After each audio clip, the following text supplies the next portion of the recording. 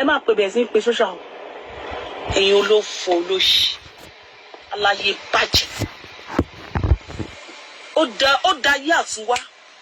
sórí social media ló máa bá mi jàjọ ọmọ máa bí tó bẹ́ẹ̀ ṣe ọlọ́run ò ní jẹ́ ọlọ́run má jẹ́ bó ṣe bí titi ẹni mo ṣe bí tèmi ó ranjú mo ranjú ó gbin mo gbin ó yé ya ẹ ó ti yé ya yín yes á bẹ́tà kẹ́ máa wúwa wá a má bàa lè máa wọ́n kú síra wa ebi tá à ń ba lọ ìmí máa kú pínpín ní ẹ máa kú pínpín tí màá bẹ́ẹ̀ sọ fún yín pé mi mo ṣe ẹ lọ ṣe autopsy kẹ wá gbé mi ẹ lọ ṣe autopsy ìmí àmà kú pínpín àìsàn tó máa pa yín wọ́s ẹ ní rí wò èèyàn ló fọ ẹ̀dá ẹ ní fi àwọn èèyàn lẹ̀ lọ́hùn lọ kí ni táyì ẹ ní fi àwọn èèyàn lẹ̀ kí kókó ṣayé wọn. Yes, because kò ní happiness yẹn sáré kakini yẹn kò sí lọ lórí ibùkún dẹ̀ pé mo ti blọ́ọ̀kì ilé lórí ibùkún ta ló ń jẹ́ Tòkunbọ̀ ṣé mi ti blọ́ọ̀kì wọ ni ẹ jẹ́ ń blọ́ọ̀kì wèrè yìí ẹ ń blọ́ọ̀kì wọ a ní mi ìfẹ́ rí yín lórí platform mi sẹ́ẹ̀ ní ìmọ̀ nǹkan tẹ̀ ń wá síbi fún Tòkunbọ̀ ló ní gbogbo kìíní yẹn ta ló ń jẹ́ Tòkunbọ̀ ta ló ń jẹ́ Tòkunbọ̀ àtọ̀ọ́lé ta ló ń jẹ́ Tòkunbọ̀ àtọ̀ọ́lé mo ti blọ́ọ̀kì ìyá ẹ̀ mo ti ṣa ẹ̀sí kálọ́ ta ló ń jẹ́ àtọ̀ọ́lé Tòkunbọ̀ who is Tòkunbọ̀ Tòkunbọ̀ is a nobody nǹkan kíní tó kọ yẹn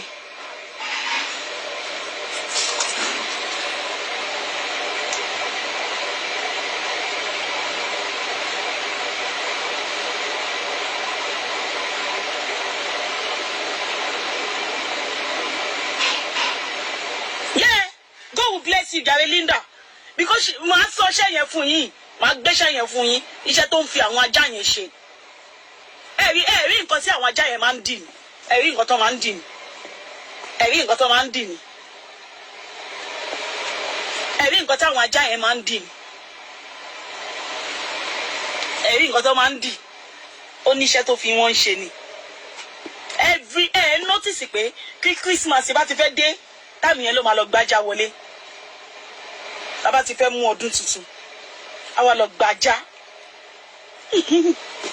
olóògùn ìka ẹjẹ ń blọọkì ẹ ó dùn wọ́n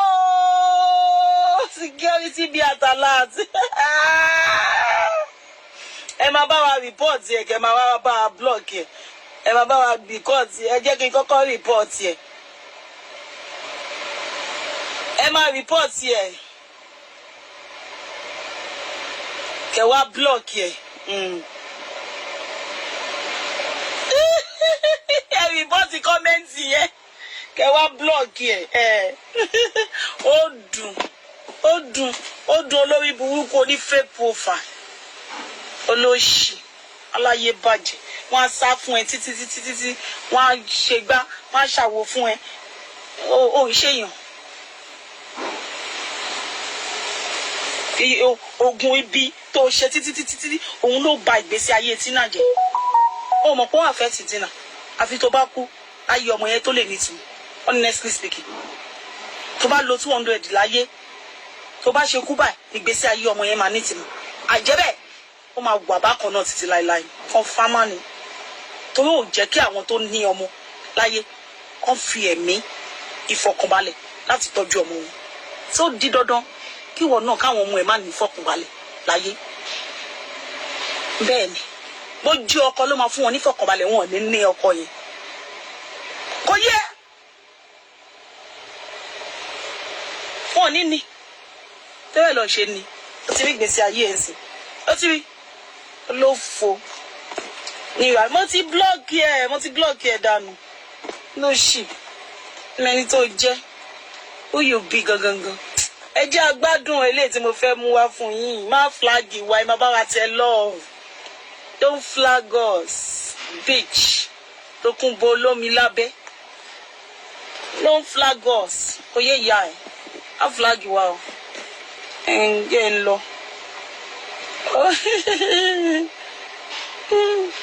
Tòkunbọ̀ olómi lábẹ́. Don't flag us. má flag yọ ajẹ́ka. ẹ jẹ́ pé kò tó lọ lágbára bí wọ́n bá tó bẹ́ẹ̀ kí o yọ President Buhari kúrò lórí ipò kó tó tó ọjọ́ méje ní àbùtọ́ ò bá lè ṣe bẹ́ẹ̀ èmi gẹ́gẹ́ fún ọlọ́ra mi màá gbé mọ́tò wà bẹ́ẹ̀ a máa gbọ́ndú ẹ a máa gbé ọ lọ sí àrò ní Abẹ́òkúta wàá lọ máa jẹ ọgbà àwọn wèrè ńbẹ. ẹ kú dédé àsìkò yìí gbogbo ojú tó láǹfààní àti máa wù mí àti gbogbo etí tó láǹfààní àti máa gbọ́ mi nípa awuyewuye tó ń lọ lórí ẹ̀rọ ayélujára tí King Solomon tó pẹ́ ẹ̀ ní ọba àgbáyé olórí àwọn ọ̀sìnwó ènìyàn tó bi ẹlẹ́sìn mùsùlùmí lẹ́rìí wípé kò sí èrò kíkẹ́ ẹ̀ márùn-ún nínú àlùkùrá. God will bless you, Linda. Let me tell you one thing. People that have peace, you will see them. You see them having peace. You don't have peace. Oh, ní peace pẹ̀lú àwọn ọmọ ẹ. A máa rí bẹ́ẹ̀ ṣe máa ń ṣe. Bẹ́ẹ̀ yẹn ṣe mistake ó fẹ́ wá bá ẹ tó bá ń ṣe show. A máa rí bó ṣe máa ń kígbe. I'm alive, I'm alive, I'm alive. Àfi bíi pé nǹkan kan já ẹ̀jẹ̀ ni wọ́n wà life nǹkan. Wàá kígbe ní. Oh, need peace with your children. Oh, ní. That's why. Ká ló fẹ́ gbé ẹ sílé. Kò sí. Wọ́n ní second born ẹ. Ó wà lọ́mọ ọdún méjì tán ti fi ẹlẹ̀. Ó wà ní ọmọ ọdún méjì. Ó rí relationship ṣe. Kò sí relationship kankan. Wàá máa lọ sanwó fáwọn òyìnbó kan wá dù ẹ. A máa lọ sanwó fáwọn òyìnbó kan wá dù ẹ. Because lè mú relationship kankan dání. Lè ṣe relationship kankan. Nobody tó fẹ́ sọ yí pé this is my girl. Kò sí. Òun lè ṣe wò pé Turkey yóò bo àṣírí ẹ. Ó bo àṣírí ẹ. Gbogbo ilé tó ń gbé ẹ sí ní Turkey nígbà yẹn. Ó sì mọ̀ yí pé ìyẹn máa tó àṣírí ẹ. Àwọn oríṣiríṣi ọkùnrin tó máa wọlé wá dó ẹ.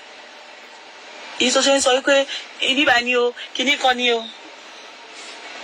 tó bá tún yá sọ pé jealousy mi mọ ẹgbà mi kẹ kí ni mo fẹ́ jealousy 61 years káyé ẹ ti tán ìwọ ni mo fẹ́ jealousy ìwọ tó fi ìdí mi rí tó fún mi lóúnjẹ rí mo jẹ lábẹ́ rí ìwọ ni máa jealous ìwọ ni máa jealous kí ni mo fẹ́ jealous nínú ìgbésí ayé ẹ gangan ìyẹn ni kò yé mi. Òsínwó ènìyàn tó bá ti rí gbogbo àwọn èèyàn tó ń dìde tó ń ṣoríire ìgbà yẹn ló máa dìde láti bà tiwọn jẹ́ bó ṣe súnmọ́ Sunday náà nìyẹn tó bà tiẹ̀ jẹ́ wọ́n dẹ̀ sọ fún yẹn náà ó bà tiẹ̀ jẹ́ lórí social media yìí ni ó bà tiẹ̀ jẹ́ ni ẹ wá ṣe báyìí nígbà tó ti mọ̀ pa ayé ẹ ti bàjẹ́ ó ti tán fún ìyá ẹ ó wá ní mi ò fẹ́ dá sí Yorùbá nation yẹn wọ́n ò gbọ́ ẹ bẹ́ẹ̀ wọ́n lé ẹ dànù tẹfẹtẹfẹ wọ́n lé ẹ dànù ni wọ́n lé ẹsẹ̀ ò balẹ̀ tó wọ́n mọ̀ pé lórí burúkú ni ọmọ bá wọn bàjẹ́ ni títorí ẹ̀ ló ṣe bá ti Sunday Igboho jẹ́ lórí social media nítorí pé àwọn tó ń ṣe Yorùbá nation yẹn wọn ò fẹ́ láàrin wọn títorí ẹ̀ ló ṣe bẹ̀rẹ̀ sí bá ti Sunday Igboho jẹ́ o rò bí tó bá bá ti Sunday Igboho jẹ́ wọ́n á fún ẹ láyè láti wá sínú Yorùbá nation still náà wọ́n fún ẹ láyè wọn kí ẹ wọn bìkítà pé kó máa fẹnu ẹ já wáyà wọ́n ti mọ̀ pé ìyá àbí báwo la ṣe máa pè é wọ́n ti mọ̀ pé aláyé bàjẹ́ nìyẹn ìyá ń dí bàjẹ́ àtẹnò wọ́n ti mọ̀ pé àtẹnò nìyẹn ó lè á dẹ̀ sọ̀rọ̀ yẹn báyìí kò ní fi lẹ́nu òun nìkan ló lè sọ̀rọ̀ sí àwọn èèyàn ṣákáṣáká tó tún bá yé àbàjẹ́ sí mi lọ́wọ́ wo mi kò wo mi dáadáa ṣé kò yé ya ẹ díẹ̀ lọ ṣe fún ẹ lórí Facebook Ọlọ́run díẹ̀ ìyá díẹ̀ ló jẹ ayé ìyẹ àbàjẹ́ fi fún mi bí ó ti wọ̀ sílẹ̀ leave her alone leave her fucking her alone she have tried to let go but you did not let go kò ṣe ẹni kankan mọ́ títún woman yẹn kò sẹ́ni tó ṣẹ̀rí ó mọ olórí burúkú ẹ làwọn èèyàn bẹ̀rẹ̀ sí ètí ẹ̀ torí olórí burúkú ẹ ní gbogbo nǹkan tó ṣẹlẹ̀ sí woman yẹn ṣe ṣẹlẹ̀ sí woman yẹn kò bá má ṣẹlẹ̀ sí àwọn ọmọ ayé ò bá má ṣe ṣe òfin yes ká ní pé kò ń ṣe nítorí títí ẹ wọ́n bìlífù pé torí pé ó wà nínú tíìmù ẹ ó ń bẹ́ẹ̀ ṣe ibi ni kó tó polówó fún mi beauty world làwọn èèyàn ti mọ̀ fún mi beauty world ìgbà tó polówó fún wọn ṣé ọjọ́ òní lọ síwájú ni ẹ̀yin olóṣì èló ní ìwọ gangan ọjà tí ìwọ gangan ń tà èló ló ń pa lójúmọ́ torí ò wá sórí social media mọ́ ń sìn kó máa sọ fún wa 15,000 20,000 ó ti tán ó tán olófo mo bó sọ pé bú mi kí n lo gu ẹ ó rí gbogbo àwọn tó bú ẹ yìí ó rí báyìí pọ̀ tó ó yẹ kó gu ẹ ti pọ̀ gan ó yẹ kó pọ̀ kí wọ́n gan kẹ́wù máa bà ẹ́ láti lè gbé ó yẹ kó gu ẹ ti pọ̀ gan kò yẹ kí kankan nu wọn rí tówó ṣe gbogbo àwọn tó bú ẹ yìí kò yẹ kó rí tówó ṣe ó yẹ kó gu ẹ kó ti fẹ̀ kó tàn kó máa ra lé lọ́sẹ̀ọ̀sẹ̀ onírọ́ ó máa wọn tó ń lògò wọn àtẹjọ ń wọ̀sùn náà ni àwọn yẹn náà ni kò yẹ àwọn yẹn ló máa lògò ló fò lóṣì very evil ológo fake mo ètì kéèyàn wà láyé